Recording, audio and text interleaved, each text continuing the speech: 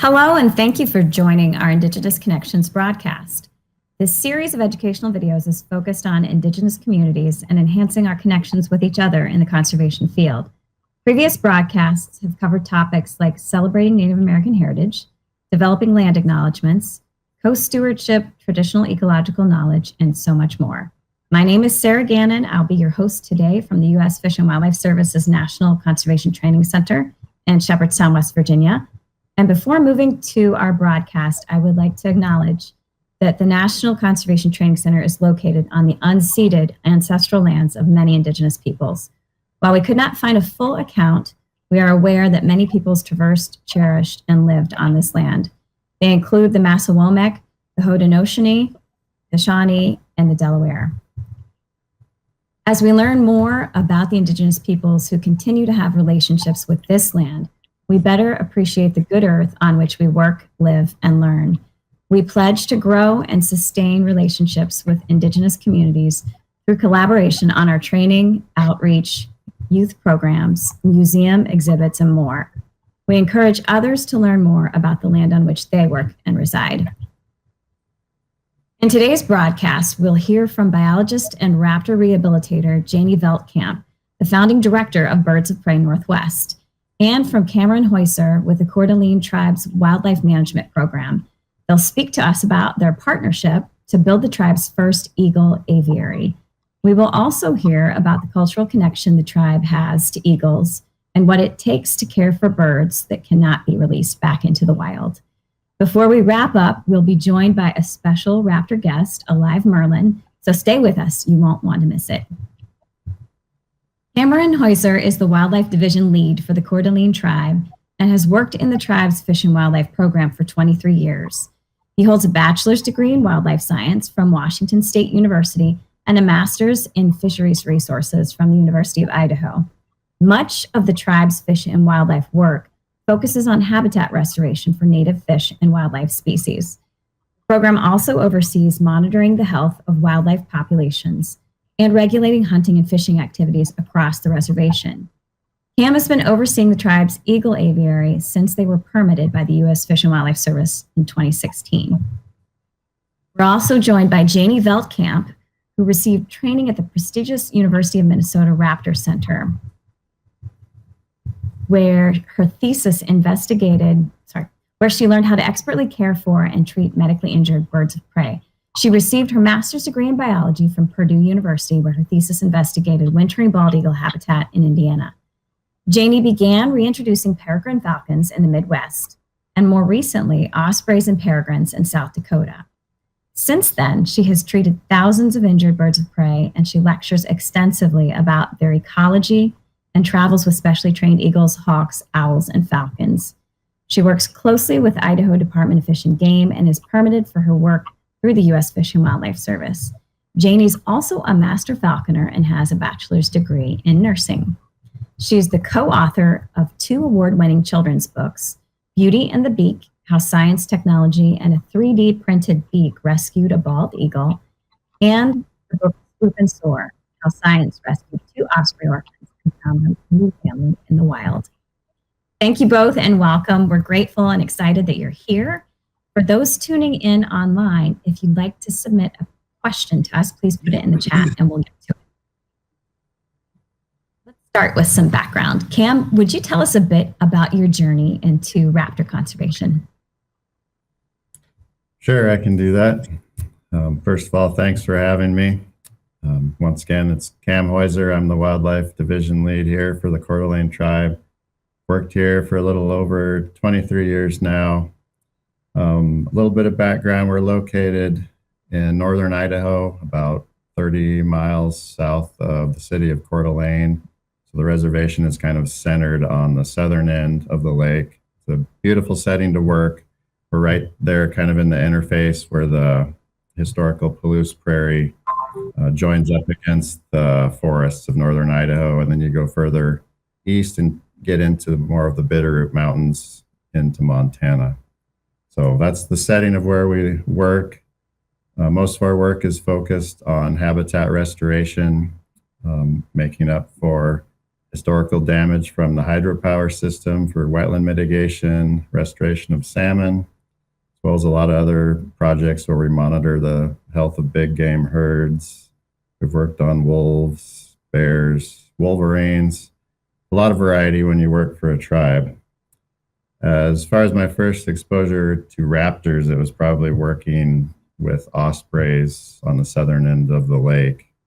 We do annual monitoring of osprey populations, chick counts, nest production.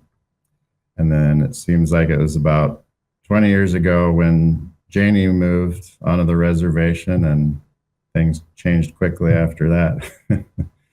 So we've worked with Janie now for a long time. Originally, we were helping out with bringing roadkill for her birds to eat, helped build some of the aviaries on her property, and it just kind of snowballed from there to where we are now. Wonderful. Thank you. Janie, would you like to tell us a little bit about how you got into raptor conservation? Well, it really started as I had an epiphany holding a peregrine falcon in 1990 atop a skyscraper. I thought, my stars, we can wipe you off the face of the earth, or we can destroy you with our careless habitats. Loss, I said, Mom, I'm not going to be a doctor. I switched my major to biology, and I've used my nursing and human medicine biology skills on raptors ever since, 35 years later. Wonderful. How did the partnership between your organization, Birds of Prey Northwest, and the Coeur d'Alene tribe come to be? Cam told us a little bit about the beginnings. Could you tell us some more? Well, I knew I would need support and assistance, and I found that right in my own backyard with the Coeur d'Alene tribe. And a couple of these biologists who didn't know they were in training at the time, but as it worked out, they had their dose of working with aviary construction, being around birds, having to help feed them, etc. So in hindsight, it was a good entree for the tribe and our partnership to end us up where we are today with tribal eagle aviaries. Thank you. Cam, do you have anything you want to add? Yeah, I would just add, I think it was Janie that actually became aware of the U.S. Fish and Wildlife Service permit that enabled us to do this first. She brought it to our attention, and it seems like we kind of talked it over and stumbled over that for maybe at least a year, trying to figure it out if it was something we could actually do. But without Janie here, I'm sure we wouldn't have worked up the courage to do it. Partnerships are really important in boosting one another's skill sets, for sure. That's fantastic. As one of the first tribal aviaries in the region, could you tell us a little bit about what obstacles you had to overcome and why you wanted to do this in the first place? I'll direct that to Cam. Okay. Yeah, definitely the one big hurdle is finding somebody to fill the role of the primary caretaker for the aviary. So there's some pretty specific requirements there. You have to meet a minimum of 300 hours of training, working hands-on with birds. You have to be endorsed by a veterinarian as well as, I believe, another caretaker. So finding somebody who wants to do that with those specific traits is very difficult. So we're fortunate enough to have Janie right here on the reservation that already had all of that experience. So she could slip right into that role and then train us as staff that handles the daily duties of feeding and cleaning for the birds underneath her. So it worked out well.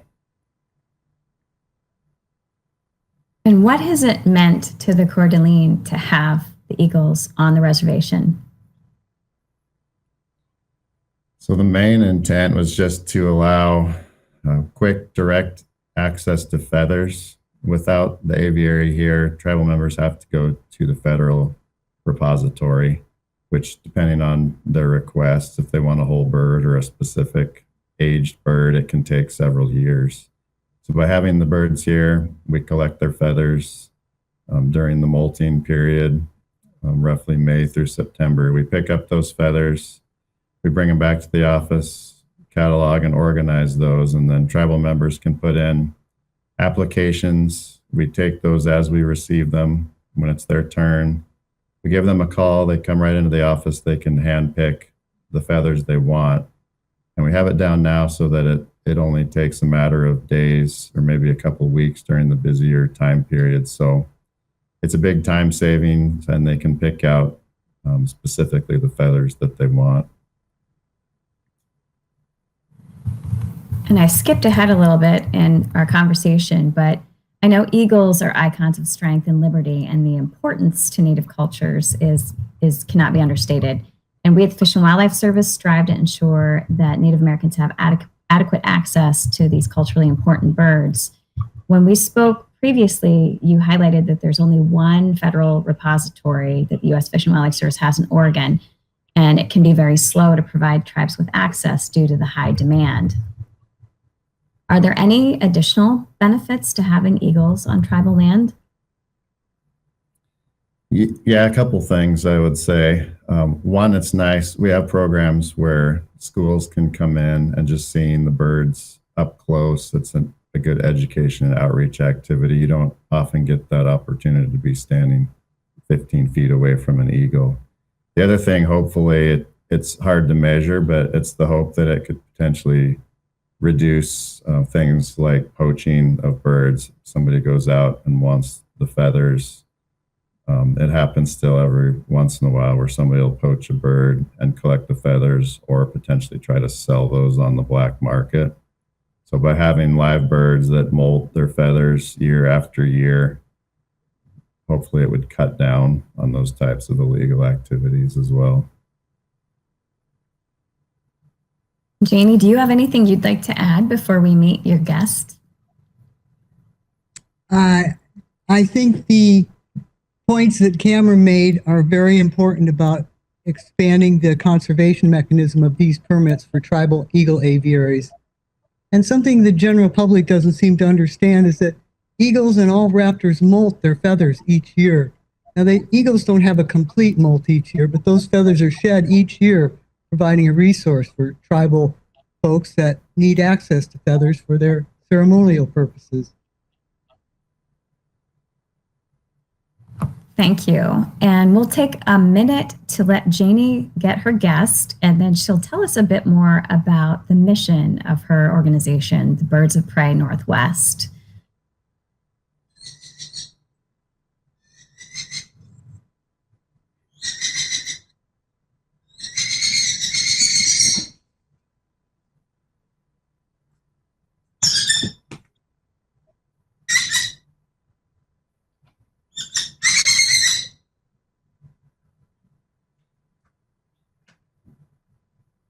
Well, Birds of Prey has been a nonprofit conserving raptors for 32 years now, and we certainly do run a clinic for injured wild eagles, hawks, owls, falcons, and ospreys, providing them the medical attention they need.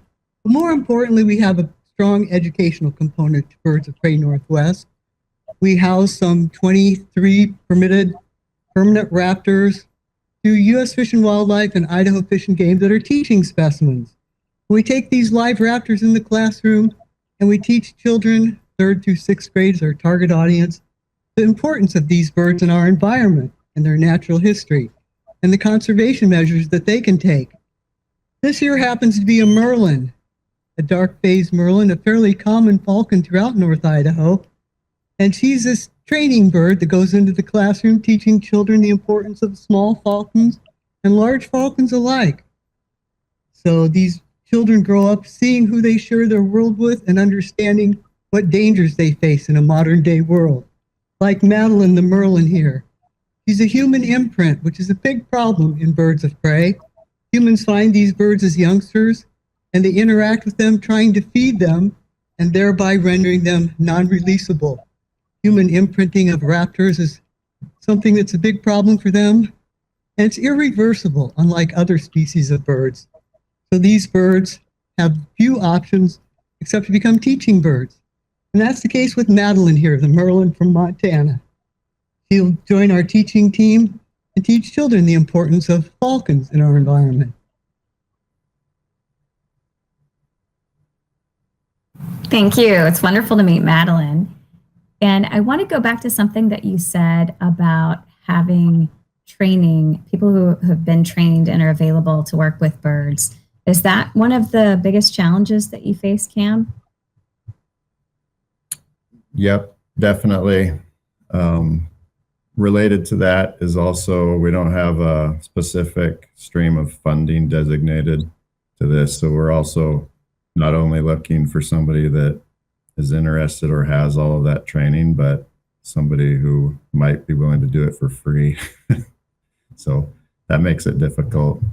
We've tried to set up some training programs. Janie's been kind and willing enough to train tribal members or other local community members to look towards the future and think about who might be willing to take over. And we haven't had much luck. We've had a couple people start and go out and work with her and volunteer to work towards those hours. But I mean, 300 hours is a pretty big requirement for somebody who might already have another job too.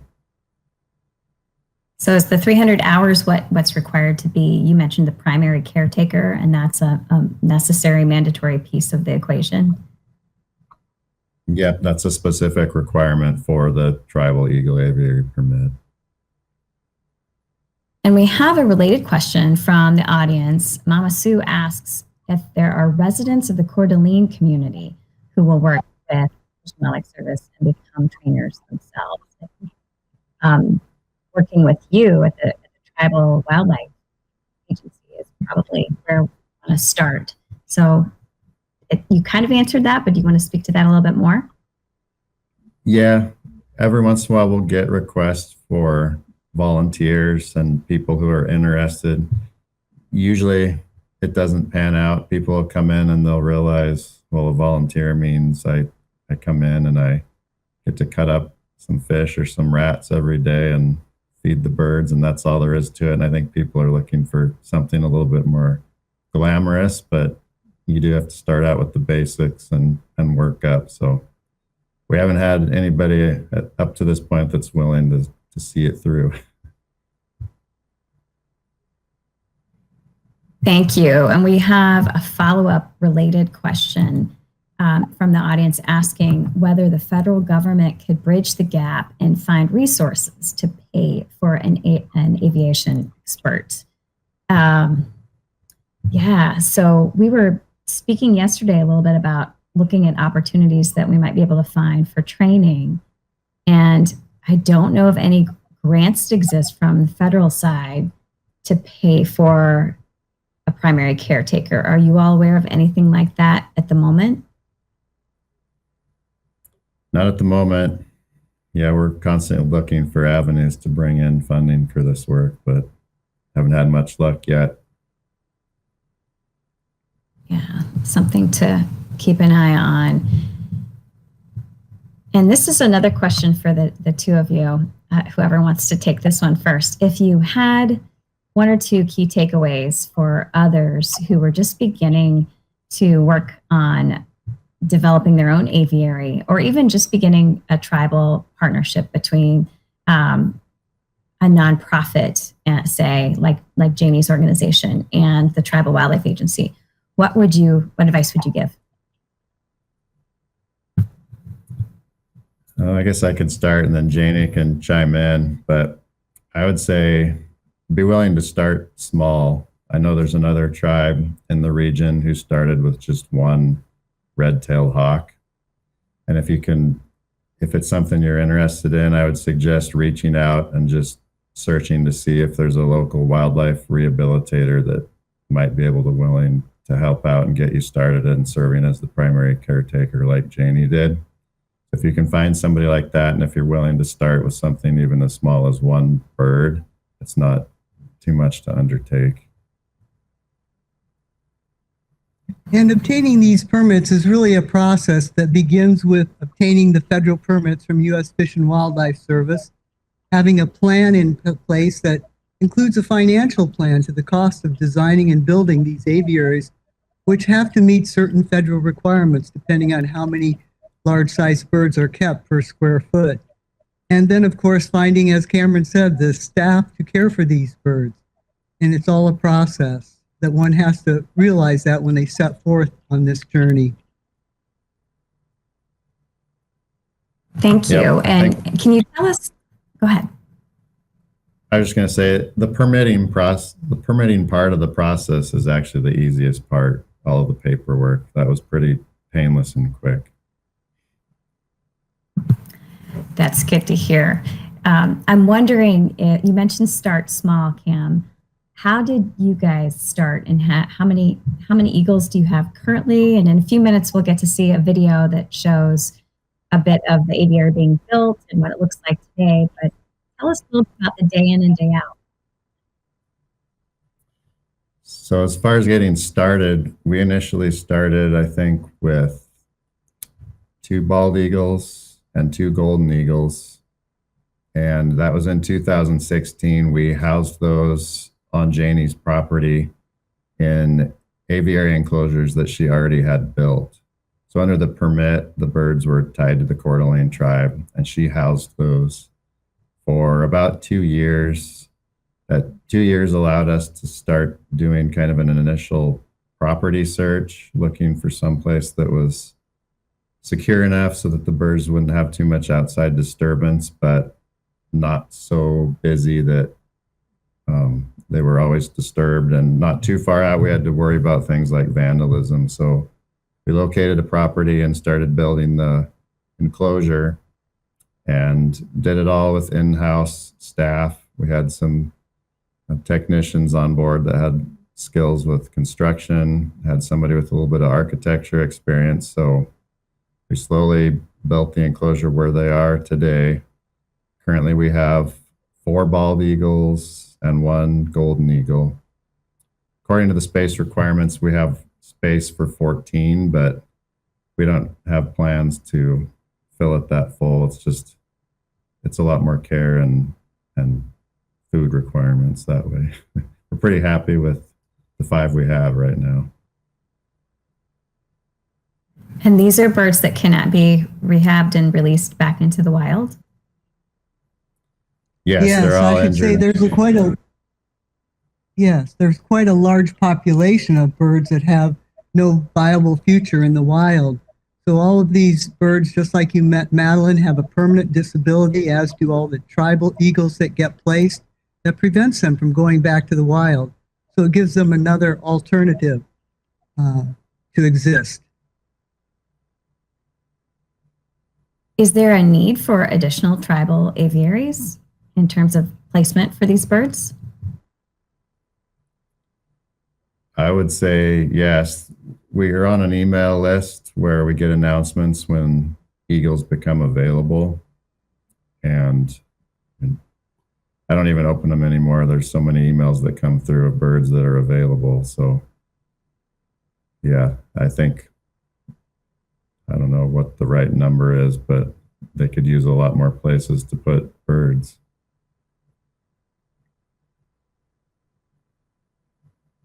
No doubt.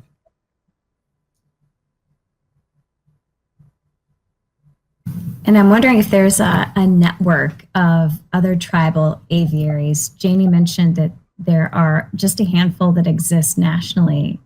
And I wonder if you all collaborate. How do you work together? I think when we received the permit, there were 6 or 7 before us in the nation, and they were all in the Arizona, Oklahoma region. Since then, there's 1 more permitted in the state of Washington, and I'm not sure if there's been others more recently than that. We talk frequently with the nearest aviary in Washington, just about plans and future plans, expansion, those types of things. We've been down to tour 2 of the aviaries in Oklahoma just to kind of pick their brains about staffing and funding and other issues they've gone through. But as far as networking or work groups, that type of thing, that doesn't exist at this point in time. Thank you. And I see that we have a suggestion from the audience. Martin Tyner of the Southwest Wildlife Fund is a potential funder. Are either of you familiar with that organization? No. No. No, okay. So we'll have to do some research on that and see what opportunities there may be. Janie, do you have anything to add to this question about what key takeaways you might have for folks who are just getting started? Well, as Cam alluded to earlier, it's really important to seek out the main primary caretaker and the person with those 300 hours before you even get started. So look for a federally permitted rehabilitation facility, often associated with the university, or standalone, such as Birds of Prey Northwest. Those are the folks that are most likely to have those kind of hours and experience working with eagles and other raptors. So that would be the first part of the equation I would want in place just after I received my permits. So it's a process, and those two steps would be the first. Thank you. And we don't have any more incoming questions from the audience. Let me see if we can prompt to get a few more in. We do have a 10-minute video coming up to give you all an overview of this aviary. And it sounds like it took from 2016, you began in 2016. Was it 2 full years from starting of the permit until having birds present in your aviary? Yeah, it was almost exactly 2 years. I don't remember all the exact key points along the way, but it took quite a while to build the enclosure they're in now. It's fairly good size. I think it's 75 by 25 feet.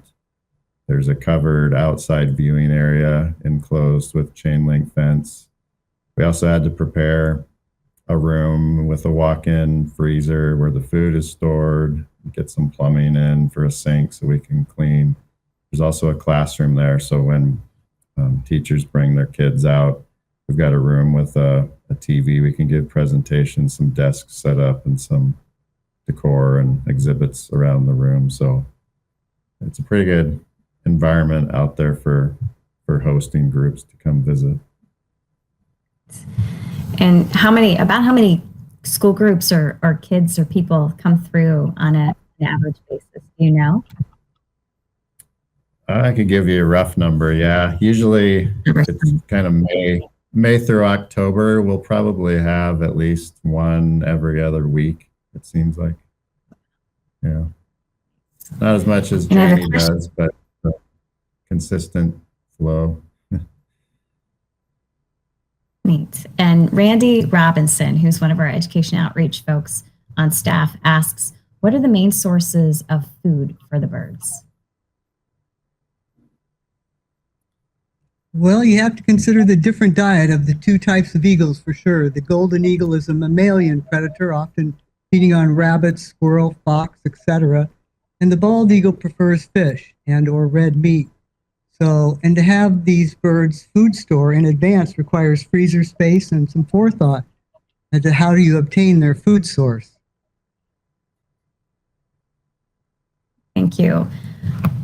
Is there anything that you might recommend that we be aware of, or something that surprised you, or something that you learned culturally about collaborating with the tribe on the reservation that you might want to share, or based on your experience more broadly? Well, I like to remind everyone that it's illegal for us to possess feathers of raptors as migratory birds, and the only folks that are allowed to possess them legally are Native American tribes. And so these mechanisms for obtaining feathers are very important for them culturally. And it's important to explain to the public why those laws are in place, why some of us are not allowed to possess feathers. For instance, it might support the black market trade. And for those of us that are allowed to have feathers, such as tribal mechanisms.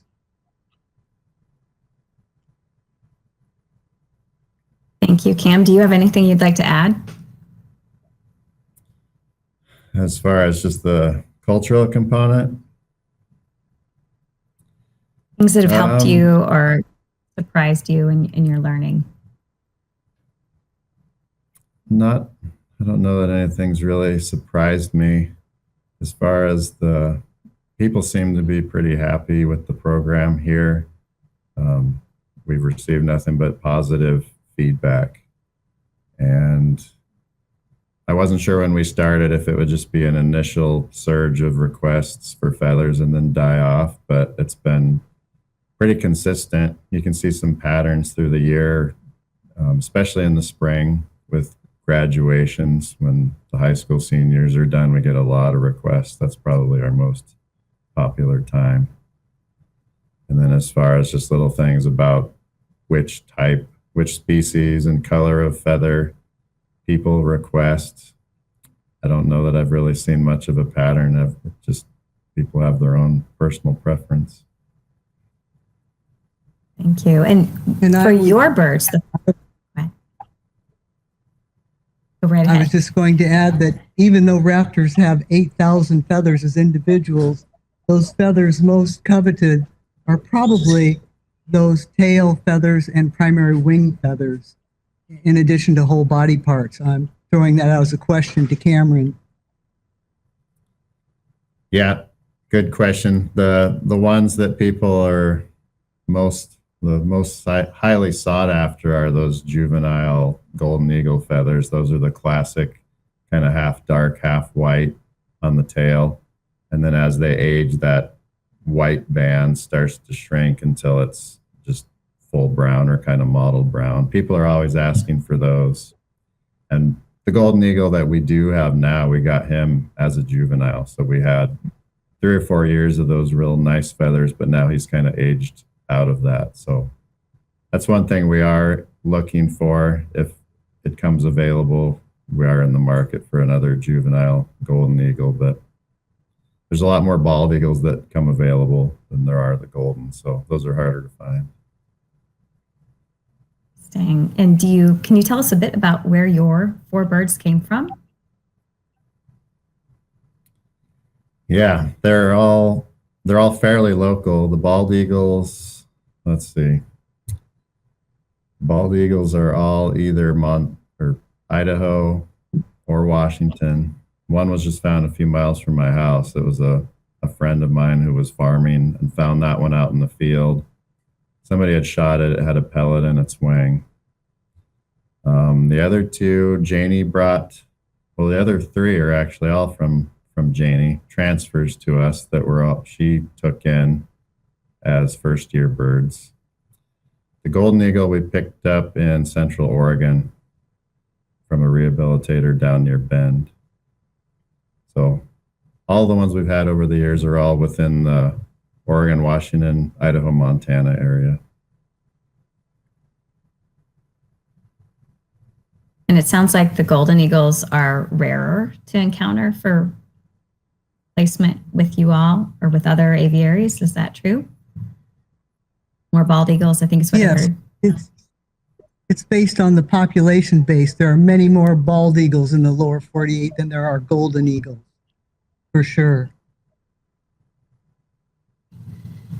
And Janie, when you transferred your birds over to the tribe, how soon was it before you had replacements?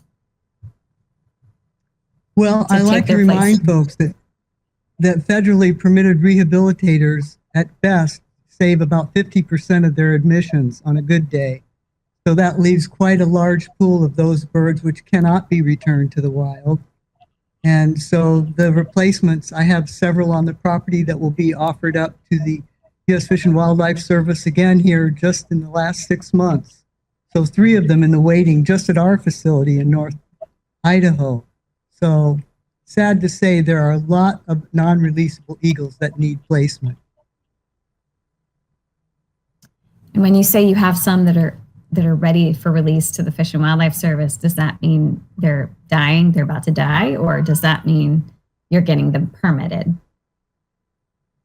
No, that means they're deemed non-releasable, and they will be offered to all the 9 existing tribal aviaries first through the U.S. Fish and Wildlife Service.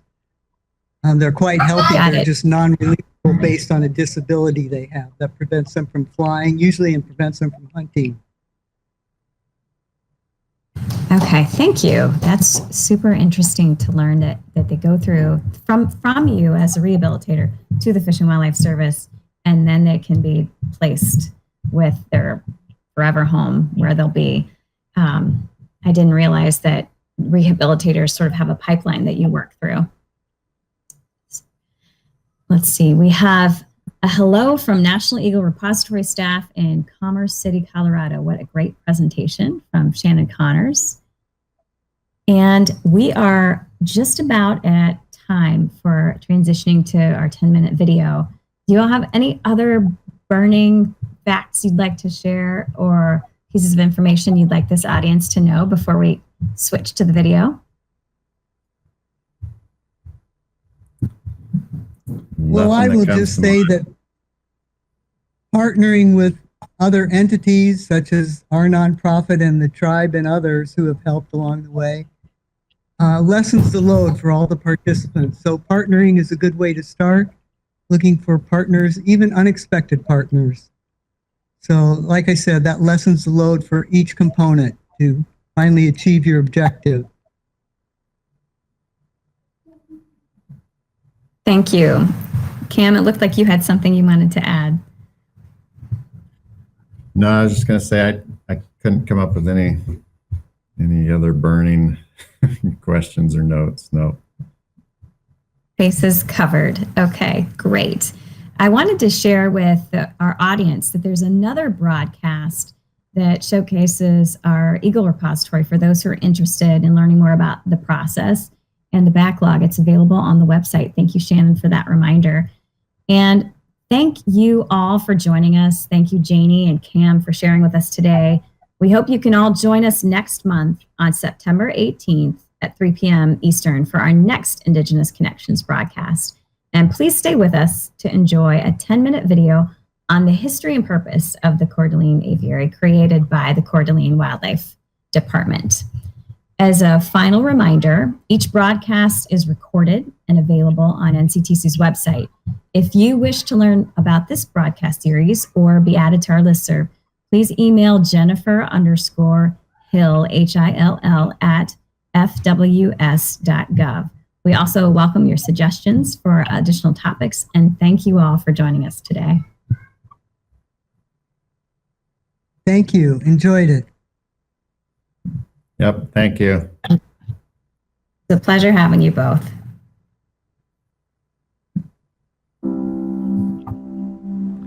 In the old stories, each animal had the opportunity to sit down with the Creator and say, this is what I have.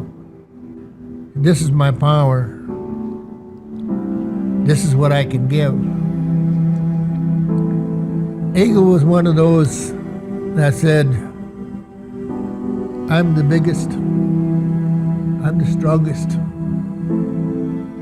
I can fly the highest. My strength is what I can provide to help these people. For that, I can give a part of myself. And in honor of that, here's something the people can use. And a feather was laid down.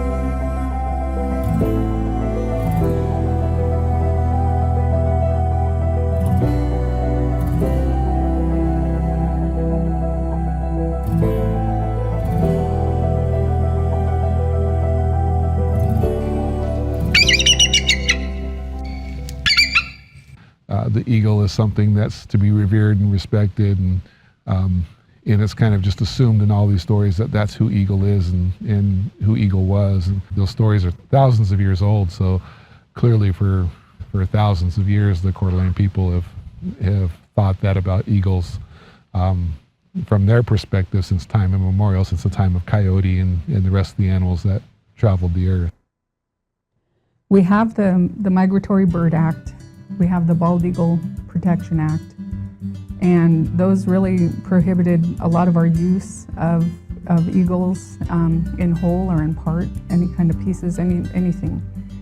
And with the Native American Religious Freedom Act, it kind of cleared up a path for us to be able to continue our cultural practices without so much interference.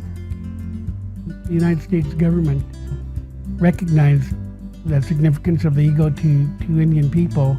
They were a protected bird by the United States. They allowed special privileges to the Indian nations to own eagle feathers. And we had to go to a repository. And that's supposed to take care of 570 some tribes. And it's a very slow process. And I've been through the permitting process twice. And it's taken over 4 years each time that I went. We wanted to set up our own program and become our own repository. So any birds or any parts that were available to the tribe would be available to Coeur d'Alene tribal members first. Back in 2016, we were awarded the Tribal Eagle Aviary Permit from the U.S. Fish and Wildlife Service. This just allowed us the ability as a tribe to house our own eagles and provide the feathers that they shed each year to tribal members, and they could just circumvent the long wait times at the National Repository. To be able to give tribal members access directly to eagle feathers is obviously an immense benefit to having this aviary here. And I think it means a lot to the people that they don't have to go through the federal government anymore. They can just get their feathers right here through the tribe. The Coeur d'Alene tribe was the first tribe in the region to start a program like this. At the time, there were about 6 or 7 other tribes that also ran their own aviaries, and they were located down in the Southwest in Oklahoma and Arizona. The opportunity came for the Coeur d'Alene tribe to invest in and to build an eagle repository and to take care of these special birds, these spiritual birds. The tribal council, the staff, everyone jumped at the chance, pitched in, and built that building that houses eagles today. It's come full circle for me. Where I was born and raised is where this aviary now sits. The lands that I walked as a child, the creek that I fished and swam in as a child, is right next to a facility that preserves and protects the animals that were here before people were. To be eligible for this program, a bird has to have an injury that will prevent it from ever being rehabilitated and released into the wild. So we end up with these birds for the rest of their lives. Initially, you kind of feel bad for them because they are birds that are injured. And you feel like they don't belong in a cage. But it does prolong their life, and we do benefit from the birds. When you understand that the eagles are not going to fly again, they're not going to be able to be returned to the wild, I think that becomes the natural thing for the tribes, in this case the Coeur d'Alene tribe, to be the caretaker. Well, I think it's beautiful, definitely, that we have the Eagle program. And it's kind of great to see that the eagle feather is, coming back into our tribe. The body parts of the eagle often were used in different ceremonies and in different ways to kind of emulate the eagles and their importance, certainly elevated to a level that's beyond just what other animals are and have been. An eagle is revered. It's revered throughout Indian country. Indeed, if you go to any powwow, any gathering of Indian nations, you'll see an eagle staff. It's almost like our national standard now. In Indian country, I'd say that the eagle staff is the flag for the nations. We try to use all the pieces that we can, every single part of the bird that we can, all the way from the claws to, the bones. And to identify the individual, to identify his prowess, to identify his deeds, they would honor him by giving him a feather. It was an honor because this is one that flew as high and as close to the Creator as anyone else. In the old days, you were, you earned your feathers, and in modern times, we still kind of do earn our feathers for different reasons, and it can be because of birth or marriage or graduations. There's a individual that said, I'm going to give you this, and this is why. And it's your responsibility to preserve and protect and take care of this. Feathers are usually handed down in families too, because of the great care that's taken with how they're stored and used. They can last for generations. Bald eagles are widespread in the wild, especially here on the reservation. We have a very robust population of bald eagles, and nationally they've fully recovered. They're no longer listed under the Endangered Species Act, and they're a relatively common sight, especially along rivers and water bodies. Golden eagles, they're not doing quite as well. They're not endangered, but their populations haven't recovered to the extent that bald eagles have. Well, as the eagle expert for the Coeur d'Alene tribe, I'm responsible for the well-being of their eagles, for their health, their weight, their talons, and their beaks. Twice a year, we must grab up the eagles and give them pedicures and trim their beaks, which tend to overgrow in captivity naturally. Each bird eats a pound of food per day. Our bald eagles, being lake and species you find near the water, they eat primarily fish, and so we feed them fish that we collect from the lake. Our fisheries program has a northern pike suppression program, so they're out gill netting for northern pike, and they provide the fish to us. That's primarily what we feed. And their enclosure, as you can see, is designed more for a water-associated species. We have a pond in there, and the bald eagles will frequently bathe in their water baths and spend a lot of time in and around the water. The golden eagle, on the other hand, golden eagles are a more inland species. You find them in rocky, higher elevation country. So their enclosures, we've included a bit more rock features and more of a stream as opposed to a pond. Golden eagles eat red meat exclusively. So in the wild, they'll hunt things like rabbits and small game. Here, we feed them red meat that we get primarily through roadkill or other donations. Eagles, they can live up to 50 years in captivity, so it's a big commitment that we're undertaking here. They will probably outlive our careers. Obviously, I think there's an opportunity to connect our people to much closer to those animals. We're able to bring our children, to bring our elders to visit it, and they're overwhelmed. They know the significance of the eagle. They know the spirituality of the eagle. They know the majesty of the eagle, and it's our national standard. And we're just fortunate to have that facility as we have it today. Take a little bit of time. Go down and see the birds. Go down and sit and talk with them. They have a voice. They have a message. And they can share just like they did in those old times.